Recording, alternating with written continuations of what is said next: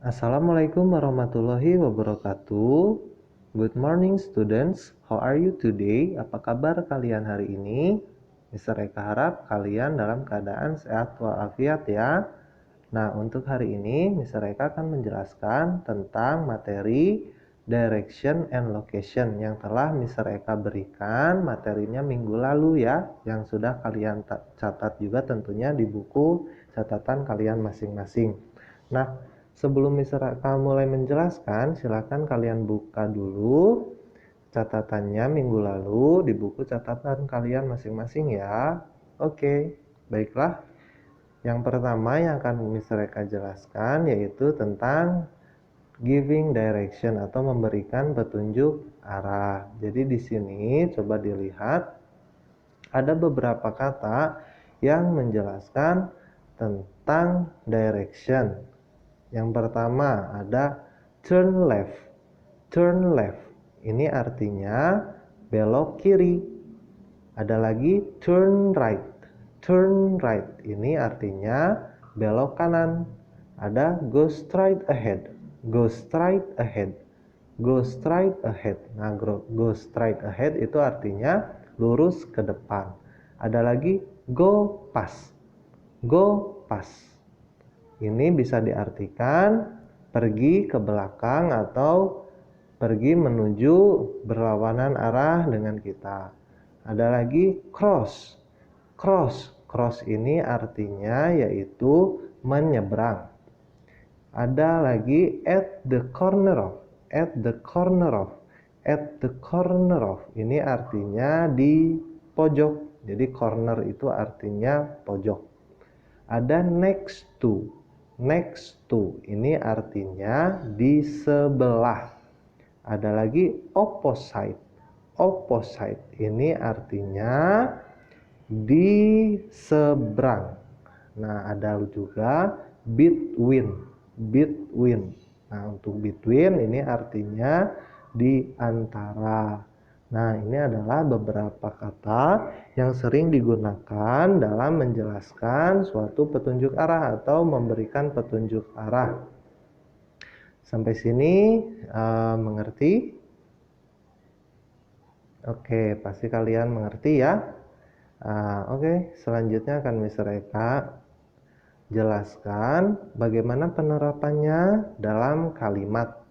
Jadi ada beberapa contoh kalimat yang telah Mister Eka juga berikan minggu lalu, bisa dilihat ya.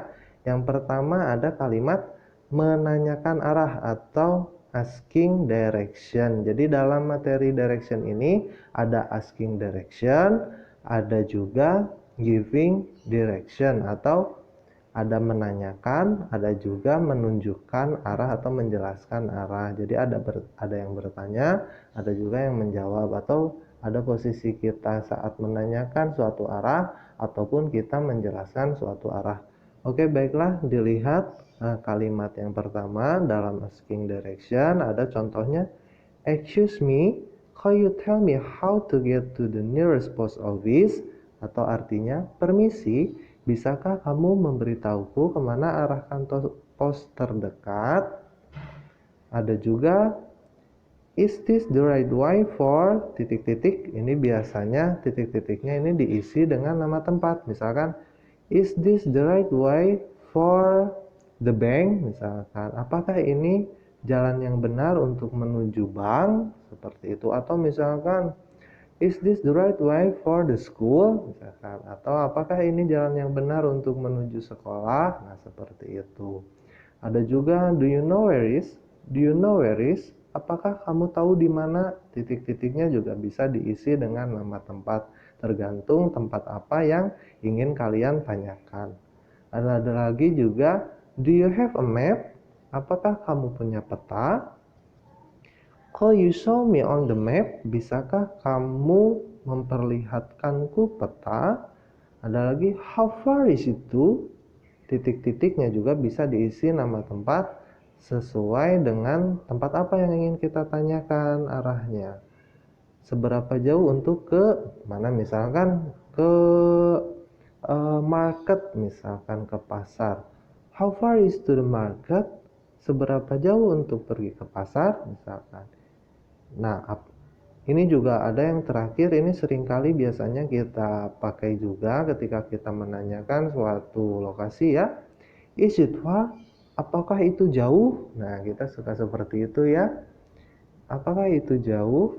Nah, gitu. Nah, ini adalah beberapa contoh kalimat penerapan direction dalam asking direction atau menanyakan arah. Nah, sampai sini bisa dipahami? Baiklah, kalau bisa dipahami, Mister Eka lanjutkan ya ke giving direction, kalimat menunjukkan arah. Kalau tadi kita bertanya tentang arah, ini kita menunjukkan arah. Nah, dalam menunjukkan arah, biasanya kita gunakan kata-kata yang tadi yang di awal kita pelajari, kayak seperti goes right, turn back, turn left, turn right, dan lain-lain. Nih contohnya misalkan, goes right until you see the hospital, then turn left. Lurus terus sampai kamu melihat rumah sakit, lalu belok kiri. Nah, ini adalah jawaban dari asking direction, seperti itu. Misalkan tadi dalam asking direction kalian bertanya, "Excuse me, can you tell me how to get the nearest post office?" Nah, bisa dijawab oleh kalian misalkan, "Go straight until you see the hospital, then turn left." Jadi lurus terus sampai kamu melihat rumah sakit, lalu belok kiri. Nah, seperti itu. Jadi posisi kantor posnya itu adalah setelah kamu melihat rumah sakit, belok kiri. Nah, posisinya di situ, seperti itu. Ada juga lagi turn back, you have gone past the turning. Turn back, you have gone past the turning. Kembali, tujuanmu sudah terlewat. Ini juga sering kali ya terjadi. Ada lagi juga turn left when you see a roundabout. Belok kiri ketika kamu melihat bundaran. Turn right and then off the road and my house is number 67. Belok kanan di akhir jalan dan nomor rumahku adalah 67.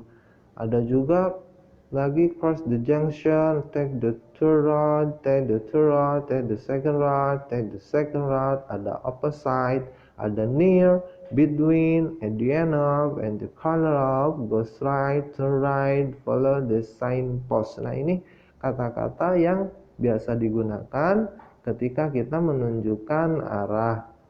Ya, bisa kalian baca satu persatu di sini. Oke, sampai sini apakah kalian paham?